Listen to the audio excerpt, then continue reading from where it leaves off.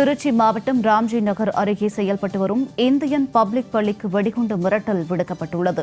விவரங்களோடு இணைகிறார் எமது செய்தியாளர் இளவரசன். வணக்கம் இளவரசன், இது குறித்த கூடுதல் விவரங்கள். கண்டிப்பா ஜனனி, திருச்சி மாநகரில் தனியார் பள்ளிக்கு வெடிகுண்டு மிரட்டல் கொடுத்ததால் உடனடியாக தற்போது பள்ளியில் உள்ள மாணவ மாணவிகள் வெளியேற்றப்பட்டுள்ளனர். அதாவது திருச்சி திண்டுக்கல் சாலையில கள்ளிக்குடி அருகே இந்தியன் பப்ளிக் ஸ்கூல்ங்கிற ஒரு தனியார் பள்ளி இயங்கி வருகிறது. இந்த பள்ளியில 1000க்கும் மேற்பட்ட மாணவர்கள் படித்து வரும் நிலையில் இன்று பள்ளியின் தாளாளர் இமெயிலுக்கு தங்களுடைய பள்ளியில் வெடிகுண்டு வைத்துள்ளதாக இமெயில் மூலம் மிரட்டல் விடுத்ததை அடுத்து ராம்ஜி நகர் போலீசார் தற்போது வெடிகுண்டு நிபுணர்களுடன் மோப்பநாய் பொன்னி ஆகியவை தற்போது சோதனை நடைபெற்று வருகிறது. இந்த சோதனை முழுமையாக இன்னும் முடியவில்லை. இருந்த போதும் உடனடியாக பள்ளியில் இருந்த மாணவ மாணவிகளை முன்னெச்சரிக்கை நடவடிக்கையாக வெளியே அனுப்பியுள்ளனர்.